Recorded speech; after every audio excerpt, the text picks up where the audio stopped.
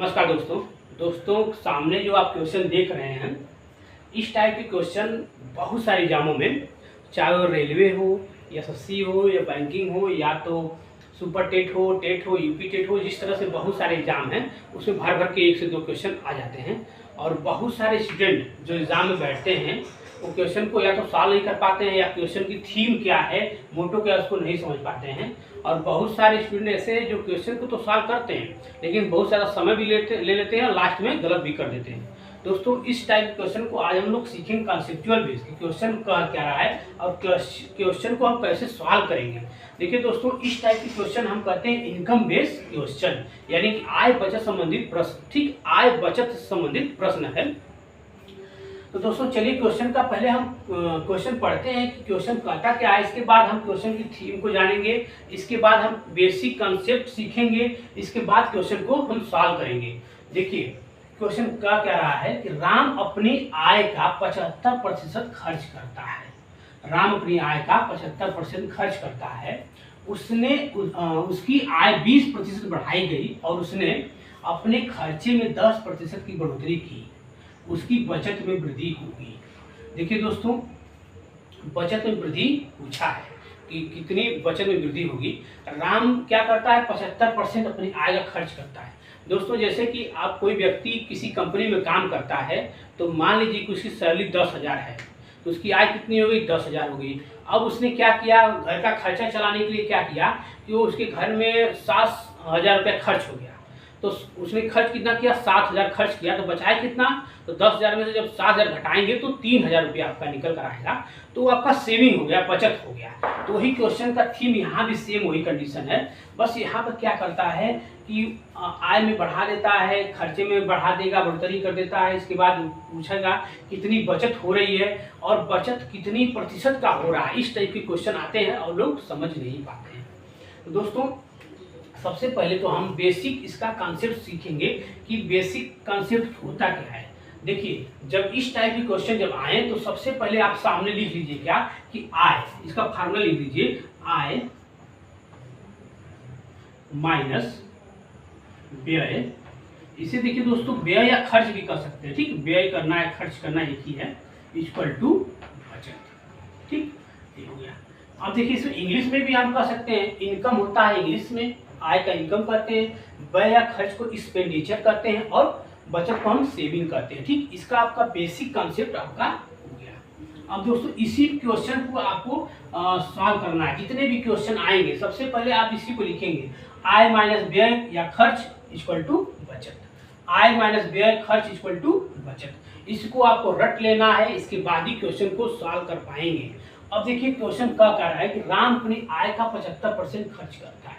तो दोस्तों राम अपनी आय का 75% खर्च करता है तो मान लीजिए कि उसने 100% उसकी अर्निंग, टोटल अर्निंग कितनी है, 100% कमाता है तो 75% खर्च करता है। तो 100% कमाता है तो 75% खर्च करता है, तो बचाता कितना है, तो 100 में से 75 खर्च किया तो बचाया 25%। ठीक, अब देखिए क्वेश्चन अगले इसके बाद ही मेन जो है क्वेश्चन को हम समझने का प्रयास करेंगे कि अब क्वेश्चन क्या कर रहा है कि उसकी आय 20% बढ़ा दी गई।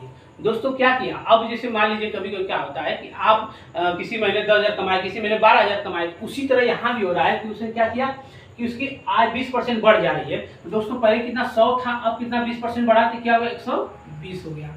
ठीक, अब देखिए लेकिन उसने अपने खर्चे में भी 10% बढ़ोतरी की। जब जैसे आय बढ़ी तो खर्चा भी उसने क्या किया, अपना बढ़ा दिया। तो क्या है, खर्चे में 10% की बढ़ोतरी किया। तो देखिए दोस्तों इसमें क्या किया, 10% की बढ़ोतरी, इसमें 20% की बढ़ोतरी थी तो 120 आ गया है, 10% की बढ़ोतरी है। तो देखिए इसको निकालने का दो तरीका है कि इसके यहाँ पर आय क्या है। तो देखिए 75 इंटू 100 अपान, यानी 10% बढ़ाया गया, ये निकाल लीजिए आप। देखिए 0 0 काटेंगे हो जाएगा 7.5। अब देखिए 75 प्लस 7.5 इक्वल टू क्या होगा, 75, ये हो जाएगा 82.5। ठीक, यहाँ 82.5। अब इसकी न्यू आय क्या हो गई, 120 हो गई और टोटल इसकी व्यय खर्च हो गया 82.5 हो गया।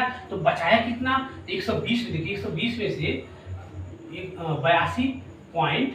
82.5 घटाएंगे तो पॉइंट हो जाएगा आपका 7 आ गया, इसमें से 8 3 तो 37.7 37.5 आपका आएगा बचत आ गया। लेकिन दोस्तों कह रहा है उसकी बचत में वृद्धि कितनी हो रही है, बचत में वृद्धि कितनी हो रही है, लेकिन प्रतिशत में बताना है। तो पहले वृद्धि निकाल लीजिए। देखिए 37.5 में से निकालिए 25 निकाल लीजिए, तो ये हो जाएगा 5, ये हो जाएगा आपका 2, यानी 12.5 आ रहा है। वृद्धि कितना आपका है, 12.5 वृद्धि आ रहा है, लेकिन प्रतिशत में हमें निकालना है। तो वृद्धि यहाँ देखिए, यहाँ से हो रहा है 12.5 आ रहा है, लेकिन वृद्धि किसमें हो रहा है, इससे यहाँ तक, यानी कि बढ़ रहा है कहाँ से, 25 से 12 जोड़ेंगे तब आपका 37.5 आएगा। तो हो जाएगा 12.5 ऊपर, आइए 25 नीचे हो गया, इंटू 100। ठीक, क्योंकि आप जब प्रतिशत का क्वेश्चन लगाते होंगे, प्रतिशत जब चैप्टर पढ़े होंगे, तब आपको समझ आएगा क्यों नीचे में 25 किया हूँ, क्योंकि 12.5 जो बढ़ रहा है 25 पे ही बढ़ रहा है, तभी हम इसको नीचे किए प्रतिशत में निकालने के लिए। अब देखिए क्या करिए, इसको 25 चौका 100। अब देखिए सीधे सीधे गुणा कर दीजिए, तो 5 चौको 20 शून्य, 4 दूनी 8, 1 10, 4 25 20, 4 दूनी 8 10, 4 कम 4 1 5, ये हो जाएगा पॉइंट, ये हो जाएगा आपका 50%। आपका क्या आंसर आ गया, 50%। तो इस तरह से क्वेश्चन को हम सॉल्व करेंगे। और यहाँ पे एक चीज और है, अगर आप चाहे डायरेक्ट निकालना चाहते हैं तो यहाँ 75 गुणे 110/100 भी कर सकते हैं, आपको डायरेक्ट 82.5 मिलेगा। आप सॉल्व करके देख सकते हैं। तो यहाँ पर मैं आपको इसलिए समझाने के लिए बताया हूँ, क्योंकि कभी कभी बच्चे कंफ्यूज जाते हैं कि कैसे निकालना है। तो कुछ नहीं करिए, जितना दिया उसका इंटू जितना परसेंट दिया उसको लगाइए, इस पर जोड़ दीजिए। ठीक, अब दोस्तों इसमें क्या क्या और कर सकता है, क्वेश्चन को कैसे घुमा सकता है, वो जानने का प्रयास करेंगे। देखिए बहुत करेगा तो क्या करेगा, आय का 75%, ये तुम्हारी रहेगा, कुछ भी दे सकता, 80%, 70%, 60%। अब क्या बोलेगा, उसकी आय 20% बढ़ा दी गई, यहाँ क्या कहेगा 20% घटा दी गई। फिर वह खर्चे में 10% बढ़ोतरी किया, 10% की कटौती किया, 10% क्या घट गई उसकी आय। तो उस पूछेगा कि बचत में कितनी कमी हो गई या वृद्धि हुआ, कमी पूछेगा। तो इस तरह से क्वेश्चन जब आएंगे तो आपको घबराने की जरूरत नहीं है। जैसे पूछेगा कमी है तो 100% 100 है तो 100 में अगर 20 पूछेगा कि 20% घटाई गई तो यहाँ 20 की जगह 80 हो जाएगा। यहाँ 75 है, 75 में बोलेगा 10% घटाया गया, तो यहाँ जो जितना निकाला 7.5 इसमें 75 घटाएंगे तो जो भी आएगा 62 63 65 जो भी आएगा उसको लिखेंगे। फिर उसी तरह सेम प्रोसेस को फॉलो करके क्वेश्चन को सॉल्व करेंगे। तो चलिए इसी तरह मिलते हैं नए वीडियो के साथ। क्वेश्चन आपको समझ में आया, लगता है कि नहीं क्वेश्चन हमको समझ में आ गया, तो क्वेश्चन को लाइक कर दीजिए, वीडियो को लाइक कर दीजिए, शेयर कर दीजिए और सब्सक्राइब कर दीजिए चैनल को। तो चलिए मिलते हैं नए वीडियो के साथ, धन्यवाद।